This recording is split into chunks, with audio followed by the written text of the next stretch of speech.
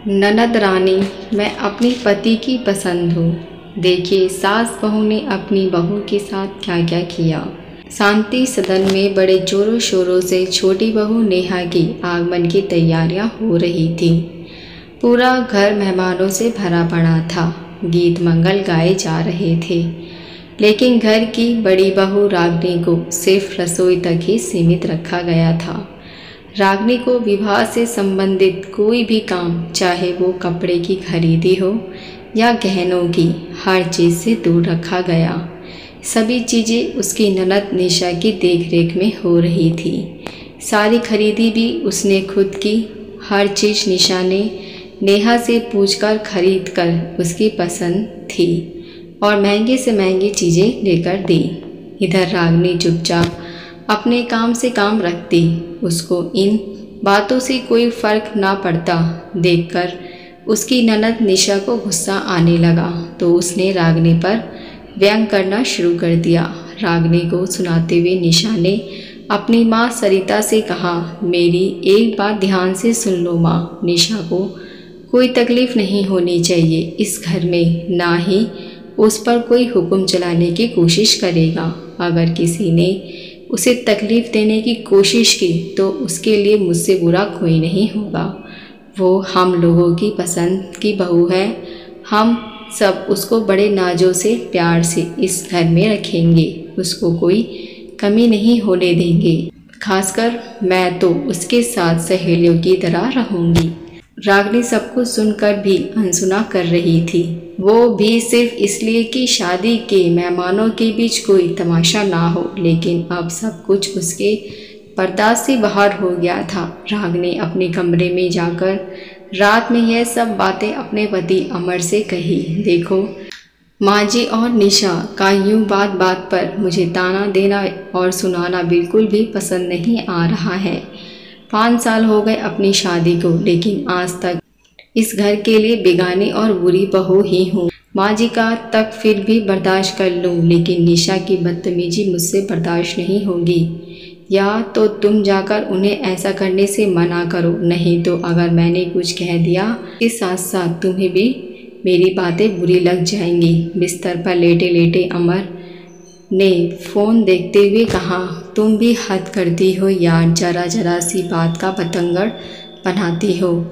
कुल मिलाकर 4 दिन और रहना है हमें यहाँ, और कौन सी उनकी बातें तुमसे आकर चिपक रही हैं। वैसे भी समझदार लोग ऐसे मामलों में अक्सर चुप रहने की सलाह देते हैं। वैसे भी तुम इस घर की बड़ी बहू हो और बड़े पर ही परिवार जोड़कर रखने की जिम्मेदारी होती है, इसलिए तुम्हारी जिम्मेदारी बनती है कि परिवार की एकता बनाए रखने के लिए तुम चुप ही रहो। आखिर निशा तुमसे छोटी है, और मान लो कि निशा की जगह तुम्हारी छोटी बहन होती तो तुम क्या करती? तब भी तुम मुझसे शिकायत करती नहीं ना? तब तो तुम चुपचाप सुनकर मुस्कुरा देती, ये कहकर कि बच्ची है। क्यों, सही कह रहा हूँ ना मैं? तब रागनी ने पलटकर कहा, बिल्कुल गलत कह रहे हो। अगर मेरी छोटी बहन ऐसा व्यवहार करेगी तो सबसे पहले उसे एक जोरदार थप्पड़ लगाऊंगी मैं, और मुझसे पहले मेरी माँ उसे थप्पड़ लगाएगी, क्योंकि हमें बड़ों का अपमान करना नहीं सिखाया गया। फिर चाहे वो कोई भी हो, माँ, भाभी या बहन, सम्मान पर सबका समान अधिकार है। राधिका की बातें सुनते अमर चुपचाप मोबाइल रखकर बिना कुछ बोले करवट लेकर सो गया। लेकिन रागनी ने तय कर लिया था कि अब अगर वो चुपचाप रह गई तो आजीवन अपमान बर्दाश्त करना होगा, लेकिन वो अब चुपचाप अपमान बर्दाश्त नहीं करेगी। रागनी और अमर की लव मैरिज हुई थी। दोनों ही एक कंपनी में काम करते थे। अमर के परिवार ने कभी भी परोक्ष रूप से इस विवाह का विरोध तो नहीं किया, लेकिन रागनी की लाख कोशिशों के बाद भी अमर के परिवार ने कभी रागनी को अपनी बहू भी नहीं स्वीकार किया। उसके हर अच्छे काम में हमेशा कमी और खोट ही निकालते गए। अगले दिन नेहा के आने के बाद उसकी मुंह दिखाई की रस्म चल रही थी। जो भी उसका घूंघट उठाता उसकी खूबसूरती की तारीफ बगैर नहीं रह पाता था। नेहा रूप रंग से गोरी, सुंदर होने के साथ साथ 5 फुट 7 इंच लंबी भी थी। सभी मेहमान उसे देखकर एक ही बात कहते, क्या खूबसूरत बहू आई है। घर में कदकाठी, हर चीज़ से परफेक्ट, किसी फिल्मी मॉडल की तरह। सविता जी की ननद ने बहू की तारीफ में 2-4 बातें और बढ़ा चढ़ा कर कह दी। तभी निशा ने कहा, अरे बुआ, नेहा किसी ऐसी वैसी की पसंद थोड़ी है, मैं खुद इस घर की छोटी बहू को पसंद किया है। आप ही बताओ, मेरी पसंद को कोई काट सकता है क्या। आप भी अच्छी तरह जानती हो मुझे ऐसी वैसी छोटी मोटी चीज़ें पसंद नहीं आती। निशा की बातों में हाँ में हाँ मिलाते हुए सविता जी ने कहा, मेरी बेटी की पसंद तो हमेशा ही 1 नंबर की होती है, इसलिए तो इस बार इसे ही बहू पसंद करने की जिम्मेदारी इसके भाई और मैंने दे रखी थी। तभी तो हमारी छोटी बहू चांद का टुकड़ा है। वहाँ मौजूद मेहमानों के बीच खामोशी छा गई। सब रागनी की तरफ देखने लगे, क्योंकि सावली सलोनी रागनी सामान्य काठी की थी और उसे अमर ने पसंद किया था। लेकिन रागनी अपने व्यवहार कुशलता से सबके दिल में जगह बना लेती। आज रागनी का निशा का कहना बहुत बुरा लगा। आज उसके मन के साथ साथ उसका आत्म सम्मान भी बहुत आहट हुआ था। तभी रागनी की बुआ सास ने वक्त के नजाकत को देखते हुए कहा, अरे खूबसूरती तो कुछ पल की होती है, असली खूबसूरती तो व्यवहार में होना चाहिए, जैसे हमारी बड़ी बहू रागनी में है। बड़ी बहू तू भी कुछ बोल, क्या चुपचाप खड़ी सबको देख रही है। देवरानी की मुँह दिखाई की रस्म पूरी तो कर बता, देवरानी कैसी है। सब ने हाँ में हाँ मिलाई और माहौल थोड़ा हल्का हो गया। बुआ सास की बातें सुनकर रागनी ने अपनी खामोशी तोड़ते हुए कहा, जी बुआ जी। निशा और सविता जी मुंह टेढ़ा करके घूर घूर के रागनी की तरफ देखने लगी। नेहा का घूंघट उठाया और उसे देखकर कहा, निशा दी, नेहा तो वाकई बहुत सुंदर है। मुझे तो आज पता चला आपकी पसंद कितनी सुंदर है। नेहा को देखकर तो कोई भी कहेगा कि आपकी पसंद तो वाकई बहुत सुंदर है। रागनी के मुंह से इतना सुनते ही निशा ने घमंड से मुंह पिचकाकर गर्दन को दूसरी तरफ घुमा लिया और नेहा से कहा, नेहा देखो, कुछ लोग खुद सुंदर नहीं, हमारी पसंद के होते तो तुमसे जलन भी रखेंगे, परेशान करने की कोशिश करें, लेकिन तुम बिल्कुल भी डरना नहीं किसी से, क्योंकि तुम मेरी पसंद हो। तुम्हें कोई तकलीफ़ देने या तुम पर हुक्म चलाने की कोशिश करे तो तुम तुरंत मुझे फ़ोन करना।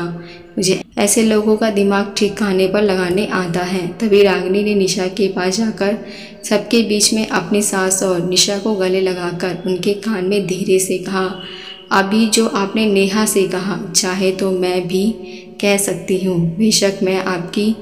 बेशक मैं आप सबकी पसंद नहीं हूँ, लेकिन मुझे इस बात की खुशी है और गर्व भी है कि मैं अपने पति की पसंद हूँ और हम दोनों एक दूसरे की पसंद से पूरी तरह से खुश और संतुष्ट हैं। एक और गुजारिश करूँगी आपसे कि मुझे तो आप दोनों ने कभी झूठे दिखावे में भी अपनी भाभी या इस घर की बहू होने का सम्मान नहीं दिया, लेकिन नेहा को अपने कहे अनुसार सारी खुशियाँ और सम्मान ज़रूर दीजिएगा। खासकर माँ जी, आपसे उम्मीद करती हूँ। फिर दूसरी तरफ अपनी सास से कहा, माँ जी, उम्मीद करती हूँ कि आप अपनी बेटी के साथ साथ नेहा को भी इस घर की बहू होने का अधिकार और पूरा सम्मान देंगी। इसके साथ ही उसकी पसंद नापसंद का भी इस घर में पूरा सम्मान होगा। एक आखिर और सबसे ज़रूरी बात मैं आप लोगों से कहना चाहूँगी, ये चाहूँ तो ये बात मैं सबके सामने आप दोनों का भी अपनी ही भाषा में जवाब भी दे सकती हूँ, लेकिन मैं सबके सामने खास करके नेहा के सामने आप दोनों का कोई तमाशा बनाना नहीं चाहती। इसलिए बेहतर ही होगा कि आप दोनों मुझ पर व्यंग करना बंद करें। अब अगर आप दोनों ने एक भी कष्ट मुझ पर किया तो अब मैं चुप नहीं रहूँगी। आपकी मर्जी, चुपचाप यूं ही मुस्कुराते हुए खड़ी रहेंगी या प्यार से या व्यंग करके तमाशा बनाएंगी चलती हूँ। सब रागनी की तरफ देखने लगे, लेकिन आज रागनी ने सबके सामने चुपचाप अपने मन की बात साफ साफ लफ्ज़ों में निशा और सविता जी के सामने रख दी। निशा और सविता जी को आज समझ नहीं आ रहा था कि वो क्या कह रही है क्या नहीं। उसकी हालत देखने लायक थी। चाहे ना चाहते हुए भी उन्हें अपनी इज्जत बचाने के लिए मुस्कुराना पड़ रहा था। वो लोग चुपचाप गुस्से से घूरते हुए निशा को जाता हुआ देखती रह गई। रागिनी चाहती थी इतनी आसानी से तो ये बात ख़त्म नहीं होने वाली, लेकिन इस बार अपने आत्मसम्मान से समझौता ना करने पर रागिनी ने दृढ़ निश्चय कर लिया था। सारे मेहमानों के जाने के बाद सरिता जी और निशा ने अमर के सामने आकर तमाशा करना शुरू कर दिया और उसके कही गई बातों को बढ़ा चढ़ा कर बताते हुए निशा ने कहा, भैया अपनी पत्नी को समझा दीजिए कि अपनी जलन अपने पास रखे और मुझसे तमीज़ से बात किया करे। अब अगर वो सुंदर नहीं और हमें पसंद नहीं तो हम इसमें हमारा क्या दोष? दोष सिर्फ उनका है और आपकी पसंद को भी ना जाने क्या हो गया था कि ऐसी लड़की आपको पसंद आई। सरिता जी ने कहा, हमारी तो किस्मत ही खराब है जो तेरी खुशी के लिए हम उसी जैसी लड़की से रिश्ता करने के लिए राजी हुए और वो हमारा ही अपमान कर रही है। अमर एक बात कान खोलकर सुन ले, मैं अपनी बेटी का अपमान कतई बर्दाश्त नहीं करूंगी। लेकिन आज अमर ने पहली बार रागिनी के पक्ष में निशा से सिर्फ 2 टुक कहा। निशा, किसी से सम्मान पाने के लिए पहले हमें सम्मान देना पड़ता है और रागिनी तो तुम्हारी बड़ी भाभी है और उसे मैंने पसंद किया है, ठीक उसी तरह जैसे तुम्हारे लिए नीलेश जी को पसंद किया था। अमर की बातें सुनते ही निशा के चेहरे का रंग उड़ गया। उसे कोई बात समझ नहीं आ रहा था, लेकिन आज पहली बार 2 टुक कहकर अमर वहाँ से चला गया और दरवाजे के पीछे खड़ी होकर सारी बातें सुनती रागिनी को आज खुशी हुई कि कम से कम अमर ने तो उसका साथ दिया। अमर के चले जाने के बाद दरवाजे के पीछे खड़ी रागिनी उन लोगों के सामने आ गई, जिसे देखकर निशा और सरिता जी गुस्से से उसको घूरती हुई वहाँ से निकल गई। आशा करती हूँ ये सास बहू की कहानी आपको पसंद आई हो। इसमें आपकी क्या राय है मुझे कमेंट करके ज़रूर बताएं। अगर आप हमारे चैनल पर नए हैं तो मेरे चैनल को सब्सक्राइब, लाइक, शेयर ज़रूर करें। अब मिलते नई कहानी के साथ। देखने और सुनने के लिए धन्यवाद।